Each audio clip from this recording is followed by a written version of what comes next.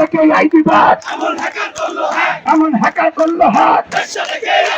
শফিক তুই জানিস নাকি দেশের শক্তি অনেক নারী। শফিক তুই জানিস নাকি বাংলাদেশের নারীরা যারা কর্মজীবী তারা প্রতিটা তাহলে কি তারা তো একসঙ্গে বাহিরে কি ওনারা আমাদের কষ্ট ওনার কাছে ওরা বলা হবে কবে যেইভাবে মেয়েদেরকে চিন্তা করছে বাংলার জনগণ বাংলার মা বোনেরা কি এনেছে কেন ক্ষমতায় চায় এরা নারীদের রক্তের উপরে দাঁড়িয়ে কাউকে চট্টগ্রামে আমাদের বিএনপি সমাবেশে হত্যা করেছে অনেক নারী আহত হয়েছে এদের কাছে আগেও মা বোনের ইজ্জত নিরাপদ ছিল না এখনো নিরাপদ না ভবিষ্যতেও থাকবে না এরা রাজাকার খুনি এরা সবসময় বাংলার মানুষের বিপক্ষে ছিল।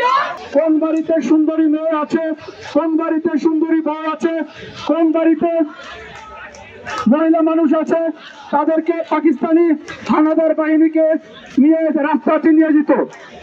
এবং সেই ধারাবাহিকতায় আমরা দেখেছি 1971 সালে যে গণধর্ষণ হয়েছে, এদেশে নারী নিপীড়ন হয়েছে, এদেশে নারীদের উপর যে নির্যাতন নেমে এসেছিল তার একটি বিরাট অংশ জুড়ে এবং বিশেষ ক্ষেত্রে প্রত্যেকটি ক্ষেত্রে জামাত ইসলামের ভূমিকা ছিল, আল বদর আল শামসের ভূমিকা ছিল।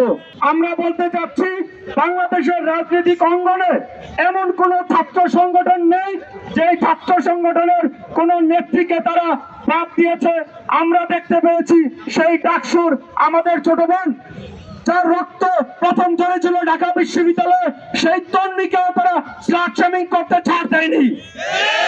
আমরা দেখেছি জগন্নাথ বিশ্ববিদ্যালয়ের ছাত্র দলের প্যানেল থেকে যে খাদিজাতুল কোবরা ছাত্র সংসদ নির্বাচনে জিএস পদে নির্বাচন করেছে, যে সবসময় হিজাব করে বেড়ায়, সেই খাদিজাতুল কোবরাকেও তারা স্লাট শেমিং করতে কিন্তু বাদ দেয়নি।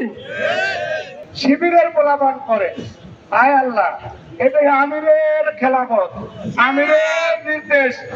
জনাব আমির, আপনার স্ত্রী আমাদের সম্মানিত আন্টি, ওনাকে আমি একটা প্রশ্ন করতে চাই।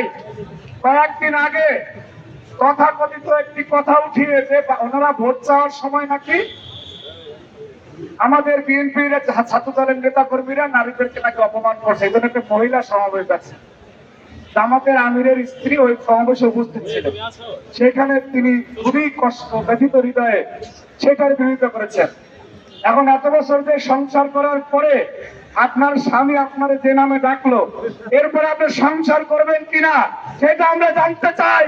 একটা স্বাধীনতা বিরোধী শক্তির বিরুদ্ধে আমাদের বিক্ষোভ মিছিল করতে হয়েছে, যারা কখনো বাংলাদেশের স্বাধীনতা বজায় চায় না, যারা নারীদের কখনো ক্ষমতা চায় না, যারা নারীদের কখনো স্বাধীনতা চায় না, যারা নারীদের কোনো অর্থনৈতিক স্বাবলম্বী হোক তারা চায় না, তাদের কাছে নারীরা সবসময় অধিকার মতো।